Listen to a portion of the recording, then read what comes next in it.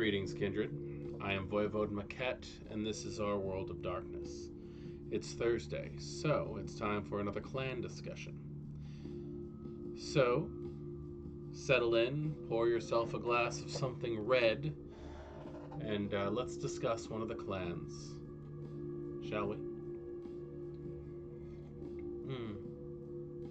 Upon special request this week by a subscriber by the name of Riley Bitely, we'll be discussing the Ministry, formerly the Setites, or the followers of Set. They've seen a bit of a change in this 5th edition world. Once heated as simply hedonists, drug dealers, and cultists, they're now considered the soul of kindred society. They themselves watch out for the well-being of the internal workings of the mechanisms that do make up the spiritual leanings. That was a mouthful of kindred society. Now, what I mean by that is they have found, in their own special way, that their thought process, their mythos of how they believe vampirism is actually caused, can snake its way, pardon the pun, into all facets of belief. The Setites don't call themselves Setites anymore. Well, except for those that are still in Africa and are a Laban, or a legacy, or those of Egyptian descent specifically. The ministry themselves, sometimes called the Ministry of Set, or I've heard them called the Ministry of Love, have realized that it is the anti-God equation. It is the idea of the opposition, the Satan, if you are going to look at it that way. The idea of the rebellious deity that is against the status quo light of the universe. Now, if you look at their own legends, we have the mythology of Set, who suspected that he would take over as chief god of Egypt when Ra passed. But his brother, Osiris, was named successor instead, which didn't make much sense to Set, because Set was a grand warrior. He was ideal for leadership, or Osiris was a scholar. What could he possibly know about ruling? So what did Set do? He killed him. He killed his brother. That mirrors the story of Cain and Abel. Almost identical. In fact, I have seen depictions of Cain and Abel where the weapon used to slay Cain was the jawbone of a herd animal. Set is said to have killed his brother Osiris with the jawbone of an ass, which is why the donkey is the head and the symbol, or the old symbol, for the followers of Set. Now, this can be said along a lot of things. Balder in Norse mythology is the Lord of Light. Loki, who is said to be blood brother to Odin, God himself, in the realms of the north, tricked others into committing, Hodor to be specific, into the murder of Balder, Loki being directly responsible. Now, we can go digging into that mythological storyline all day, but that's not exactly what the point is. The idea is that there are different facets to what the ministry can take in. They will go for the Judeo-Christian ideal that Set was in fact Cain himself. They will go into the Norse. Set is represented as Loki, and they'll worship the Jormungandr, the world's serpent, as it was. There's literally a way to sneak the mythos of Set into almost all mythologies.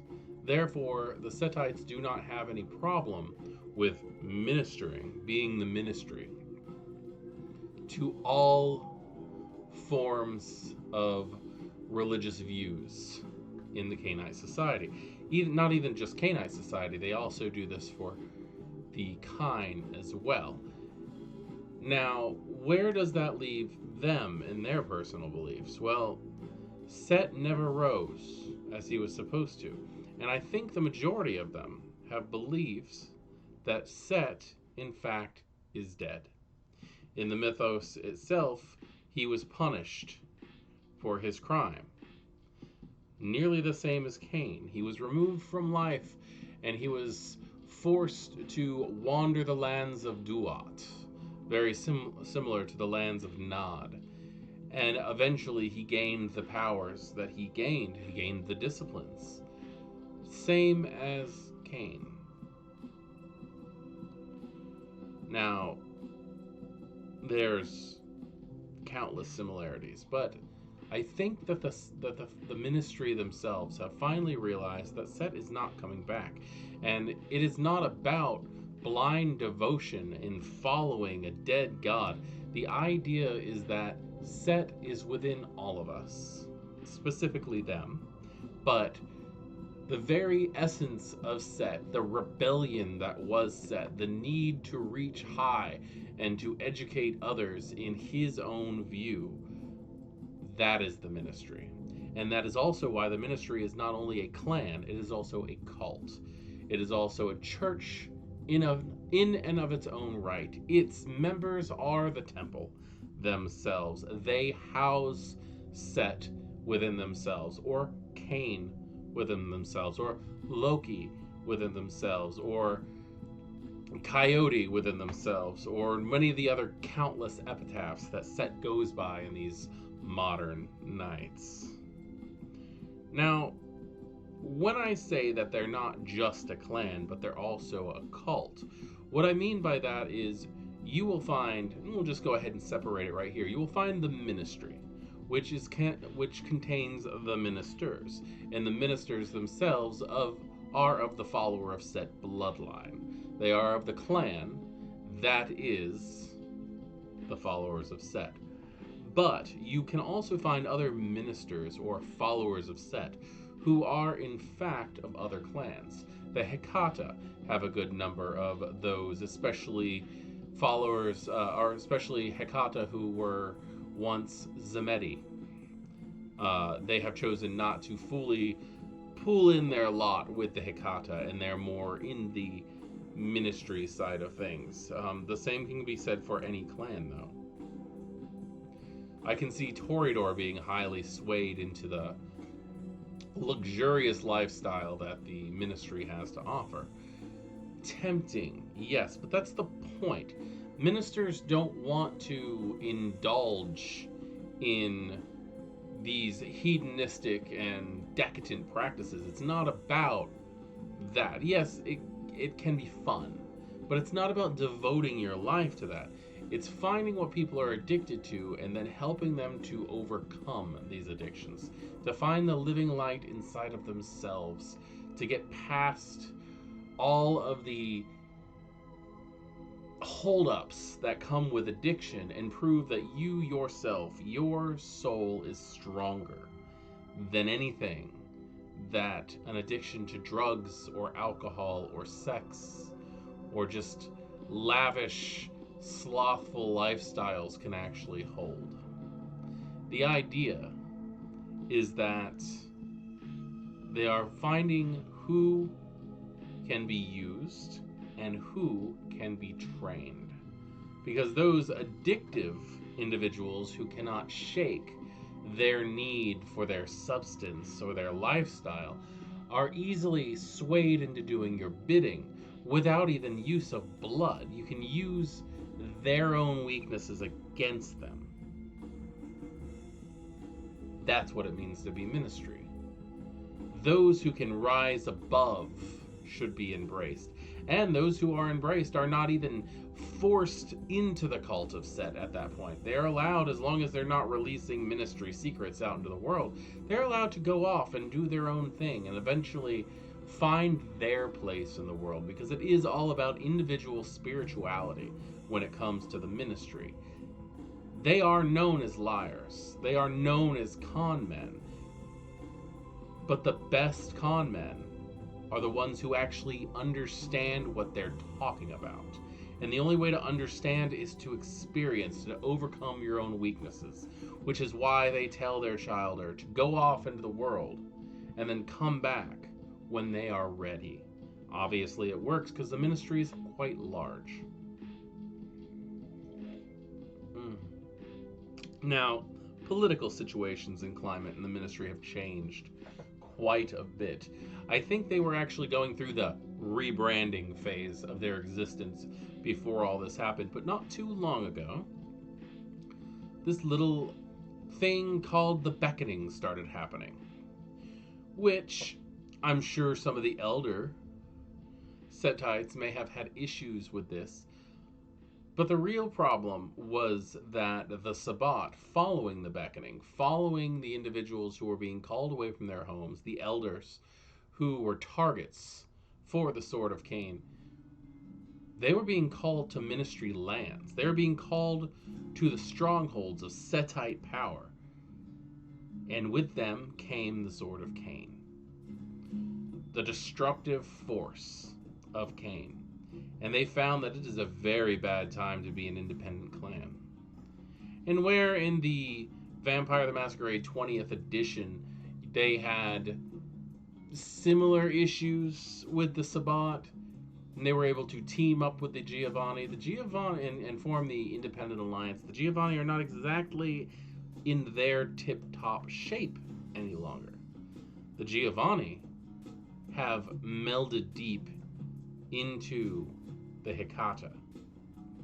So the Setites are alone. Seeing that, they remembered that 500 years prior they had turned down an invitation to join the Camarilla.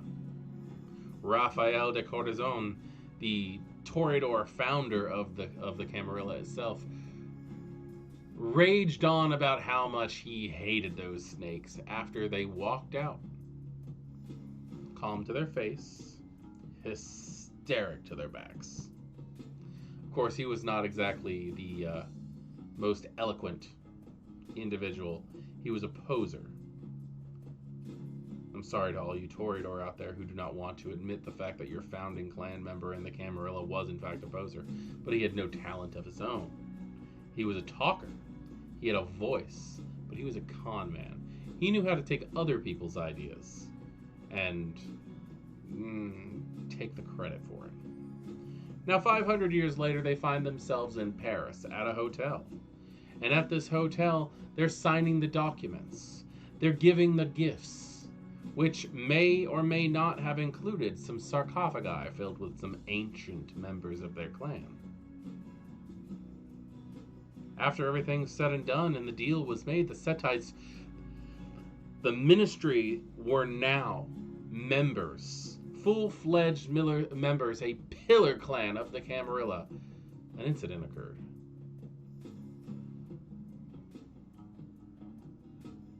The hotel and various other buildings in the area were firebombed. They exploded. They were charged. Now, this could have been anyone. This could have been the Second Inquisition on a strike. This could have been the Sabbat, perhaps. Maybe the Sabbat had some members in Paris. Some say it could have been the Toreador themselves, not wanting the Setites, the snakes, to come in and steal the title of sexy vampire within the Ivory Tower. Or it could very well have been another clan that was also trying to gain access to the Camarilla. Another clan which has always had a hatred for the followers of Set. The Banu Hakim, the Assamites themselves. There's a good chance that they may have involved. They are used to killing things. And besides that, after the dust settled in the Paris accords fell through. A well-renowned member of the ministry, Hesha. I'm not even going to try to pronounce his last name because I always feel that I'm butchering it. But Hesha. If you know who the Setites are, you know who Hesha is. And if you don't know who Hesha is, pick up a damn book. I'm sure you'll figure it out. Besides, we'll end up covering him in the lore sheets eventually. But Hesha called the inner circle of the Camarilla, not the inner circle, the Justicars. Called the Justicars, and he said, well, the papers were signed, the pacts were made, promises were given, gifts were exchanged. We're members of the Camarilla now. When can we have a seat at the table? Who should I contact about ideas on who Primogen should be? Can we possibly make our holdings Camarilla holdings? And they said no. They said, due to the attack in Paris, due to the complications, they had decided to look in another direction. And that the ministry were no longer being considered. The position had been filled by the Banu Hakim. Personally, I think the Banu Hakim chose this time to blow up those hotels, to take out... He takes away the drama, doesn't he? I believe the Banu Hakim were responsible when it comes to the destruction of those buildings, those kindred, both Camarilla and Setite, those ancients that were most likely to be traded. I blame the Banu Hakim. Now, where does that leave them? Still alone, still independent. They had been slighted, for lack of a better term, by the Ivory Tower. And there's another group of individuals who know what it's like to truly hate the Ivory Tower to its core, in your blood. So the obvious move was to petition to the Anarchs. So in mass, a good number of those ministry have weaved their ways and given the Anarchs in their movement a strong base of faith in this violent time. Especially since now, with the Sabbat seemingly off doing whatever the Sabbat is doing, still terrorizing the lands of the Setites and others in the Middle East. Well,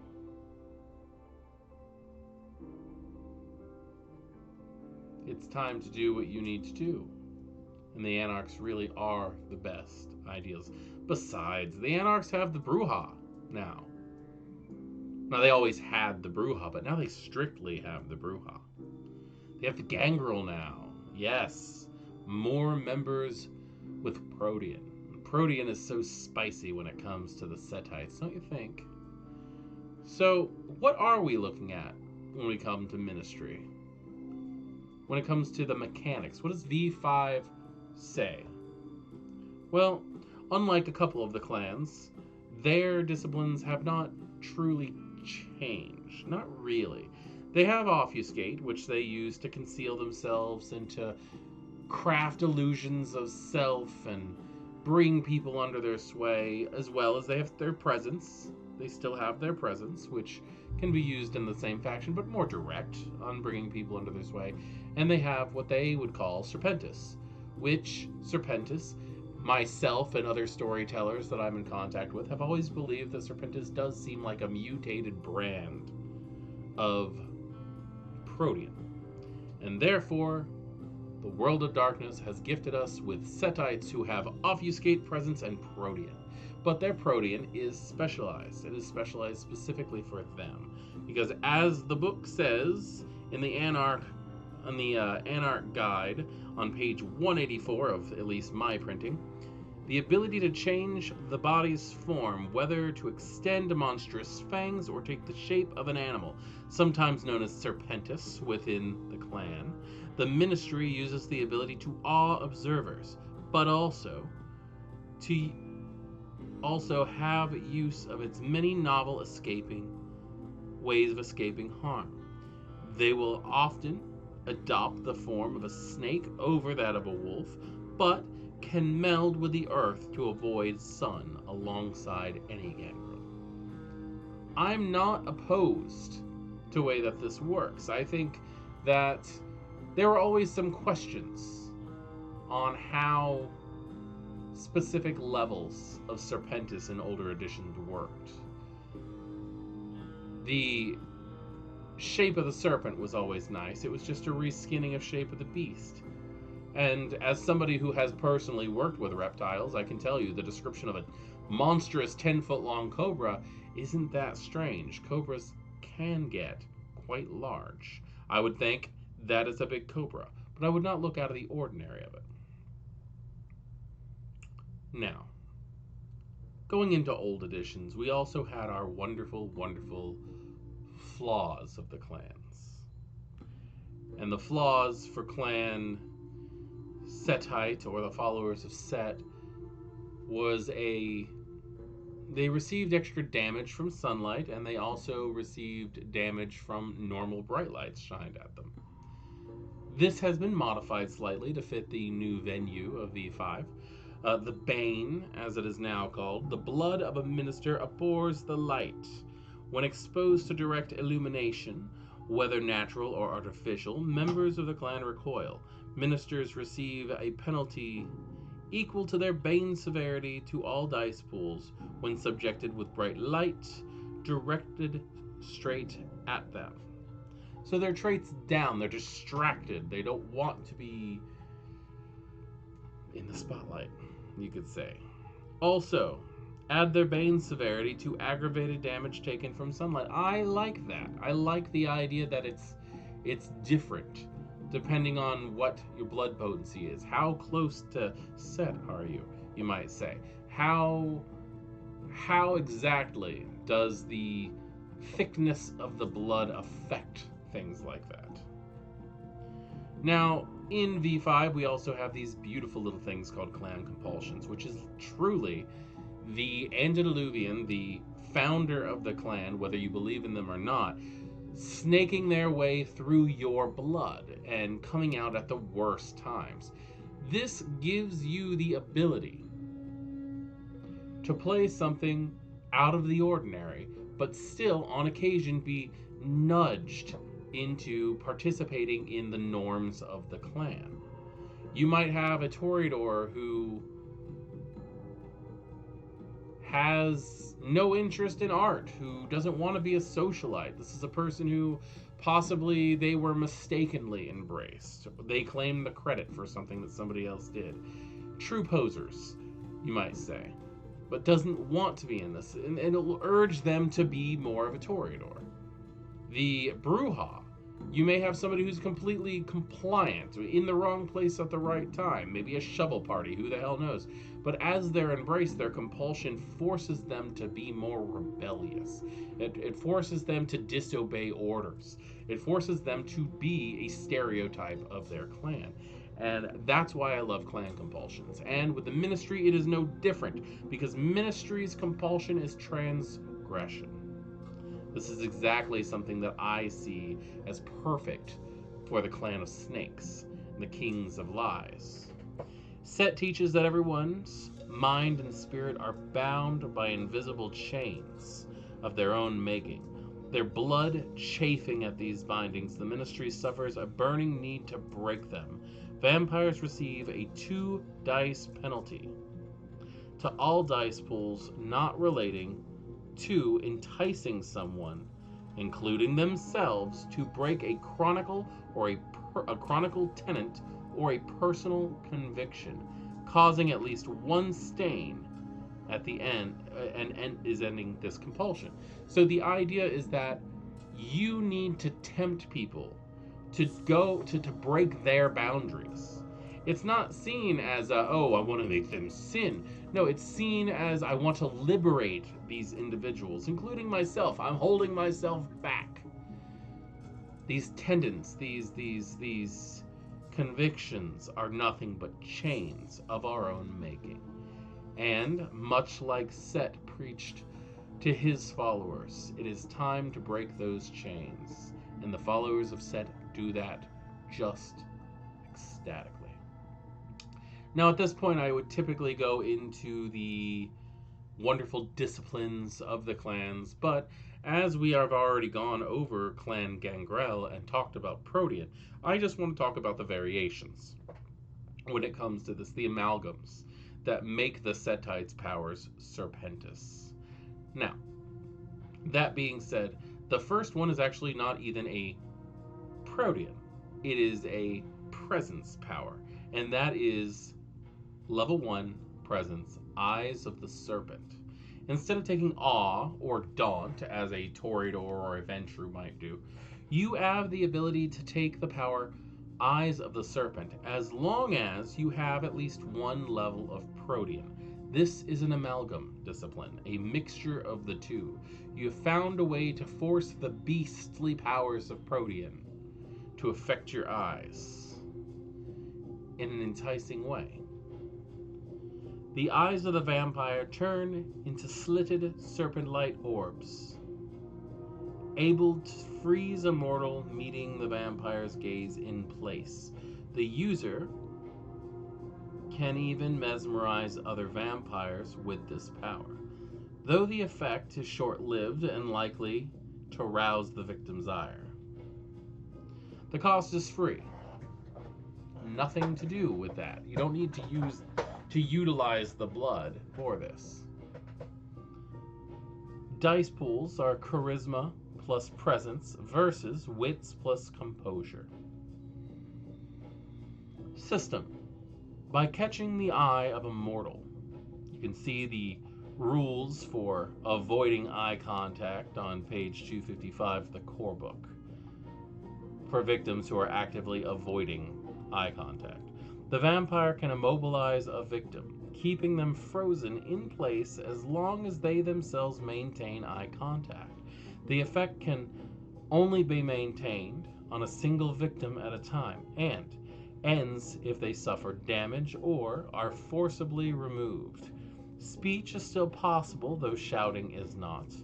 In order to paralyze a vampire, in the same way, the user must win a contest of charisma plus presence versus wits plus composure. The vampire's victim can escape paralysis on any turn after the first by spending a point of willpower. Duration until eye contact is broken or the scene ends. I love Eyes of the Serpent. I always loved Eyes of the Serpent. You could always do such amazing things with such a simple gift, which has not changed much when it comes to Vampire 1st edition through 5th edition to the up to revised 2nd edition Mind's Eye Theater LARP stuff. Eyes of the Serpent is a pleasant power, and it fits well in with the mixture of Eyes of the Beast from Protean. And I believe that is all in the Anarch guide. But we can pick up other things about the ministry in Cults of the Blood God.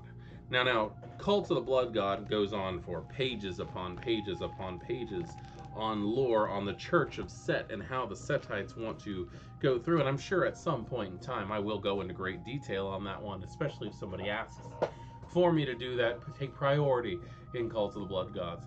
But, again, I want to focus on the new powers that are specific to Setites, or at least powers that are active within the Church of Set. So, that being said, we also have this amazing gift called Mental Maze, which is a level 3 Offuscate power. But it is an amalgam of Dominate, so this is going to be someone who has practiced Dominate, because they need the first level of that. Serpents maintain that obfuscate is less about illusion and more about perception. Mental maze is the ability to remove all sense of direction and location from a victim, allowing the vampire to make their target a prisoner in their current environment, such as a home, a nightclub, or worse, a vampire's cellar. The victim finds their location folding back on itself, subtly altering their perception or previously visited rooms, convincing them that an actual exit will only lead deeper into the maze, and eventually breaking them down into a state of panic and fragility. The cost is 1 or 3 rouse checks. This is the first discipline I've ever seen that can take more than 2 rouse checks, and it also has me rethinking the way that a LARP version of this game might go. But we'll continue.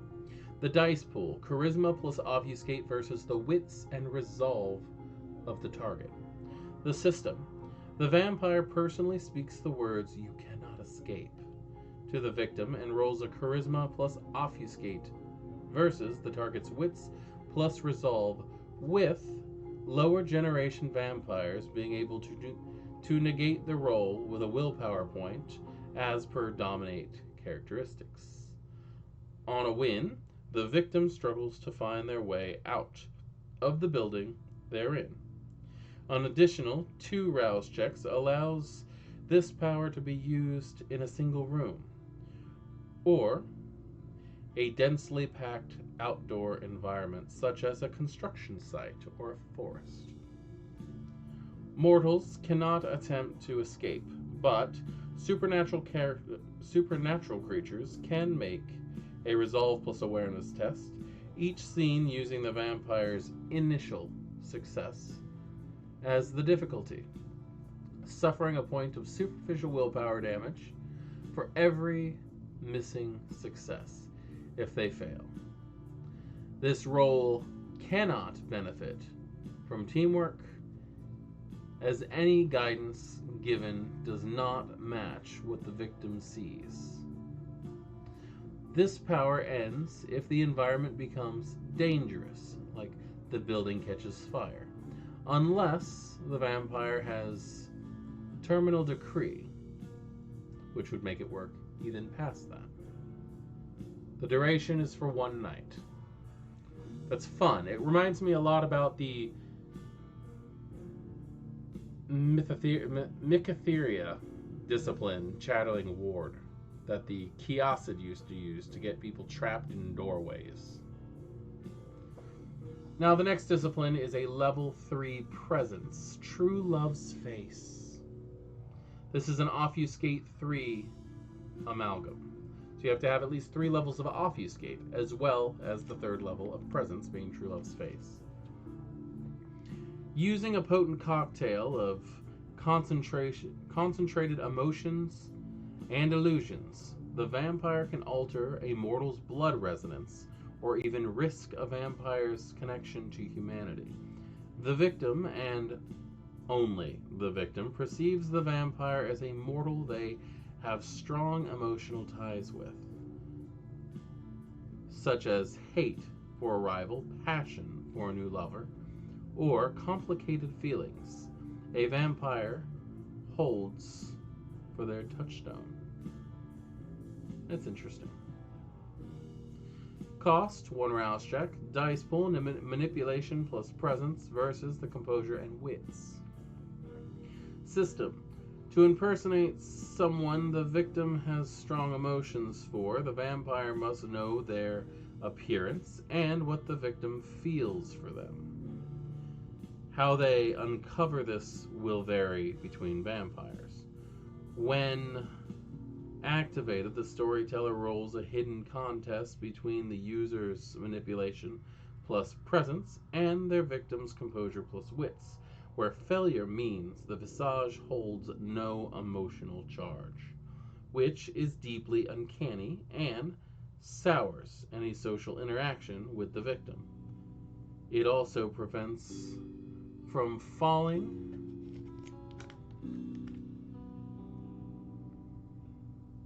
victim to this power for the rest of the story.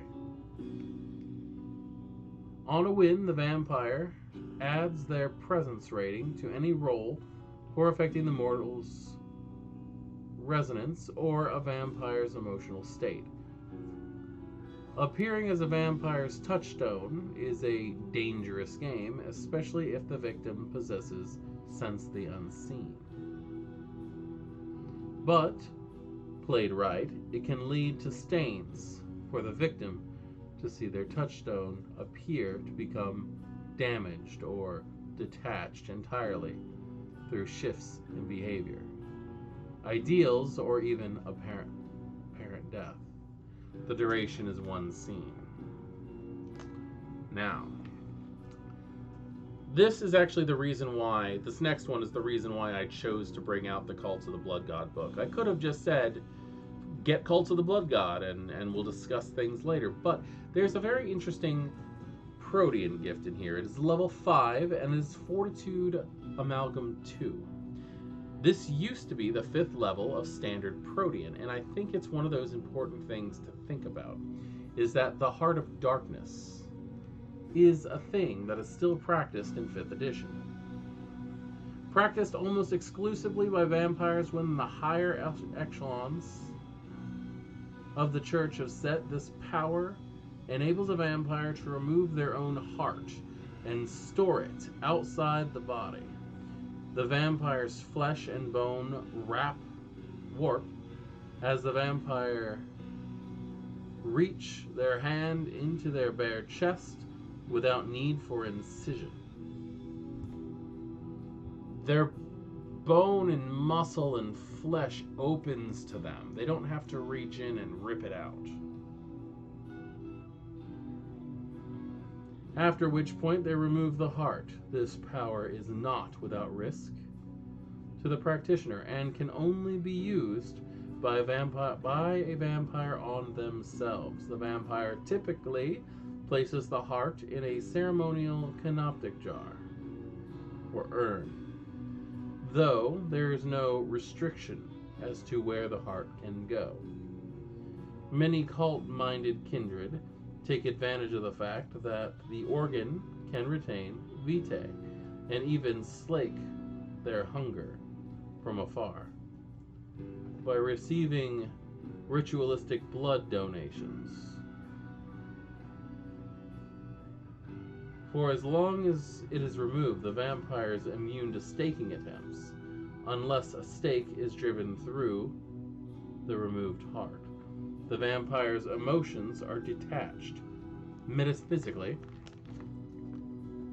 and biologically. If the heart can be said to be the font of emotions, providing them a resilience against their beast's urges, but a removed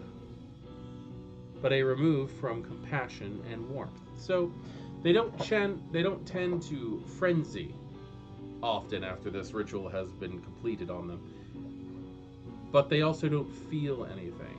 They seem to have gone cold when it comes to this. Now, the thing that caught my eye on this also is a couple of little differences from the old one. One, that you can only do it to yourself. That's interesting. V20 actually had it so that you could instantly do it to other individuals as long as it was the right phase of the moon, which, as I had noticed, most storytellers completely ignored, which I am not 100% happy with. Another situation that I like is the idea of your followers feeding it blood while you are away, filling you. You could actually tell your kindred that you could actually tell your cultists that you want a monthly sacrifice and have them execute someone. There's a good chance, storyteller discretion, obviously, unless it's in the system, which we will get to, that you could remove that last beast dice, that last hunger die from your possession. So that's interesting. System. The power requires no roll, but inflicts 2 aggravated health damage to a vampire when removing their heart. Duh. No power can be used to mitigate this damage, and reattaching the heart requires 2 rouse checks. Once removed, the vampire gains a 2 dice bonus to resist frenzy, but suffer a 2 dice penalty on remorse rolls. If the heart is dealt aggravated damage equal or greater to the vampire's health, they fall into torpor. If an extracted heart is destroyed, only possible with fire or sunlight, the vampire experiences the final death.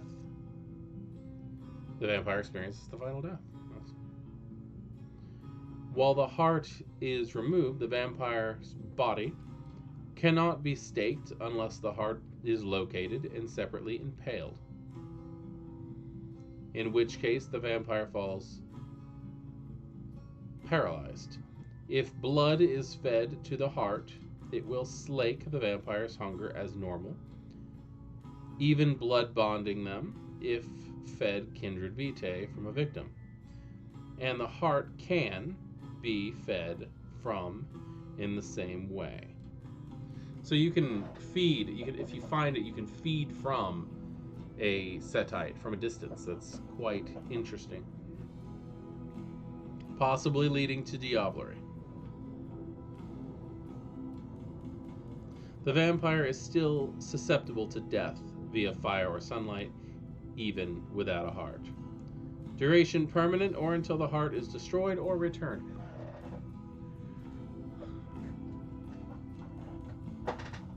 I have a ministry in my game. She's new. She's learning the ropes as a minister at the moment. I love watching her play because she has so much doubt in herself, both as a player and a character. But I watch her accidentally perform the roles of a minister constantly, and when she realizes it, it's rewarding. I enjoy her ability to go, oh, I didn't even try.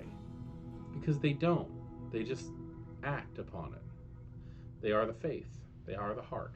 And they are the soul of kindred society. Now, that all being said, I have to say that the changes that have come to the ministry with the 5th edition adaptation of Vampire the Masquerade have been all pleasant, in my opinion.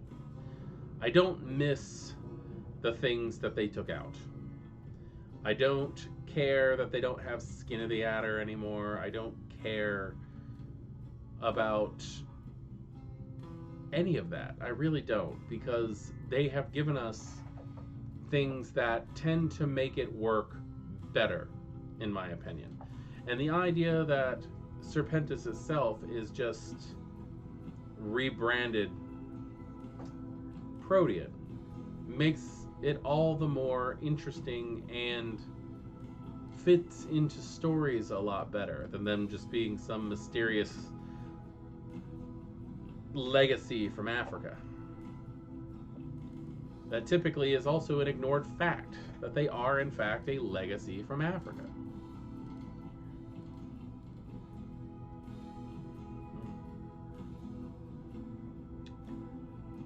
Well, if you have a clan that you would like me to review next, the standing order is Banu Hakim. But I'm willing to take any other options as well. I am Voivode Maquette. This is our world of darkness, and I would like you to always feel welcome in my domain. And I would like to thank you for your participation in helping this fun little channel that I've cooked up continue to flourish. Please like, subscribe, share if you think you know someone who might enjoy this, and I will see you next time. Good evening.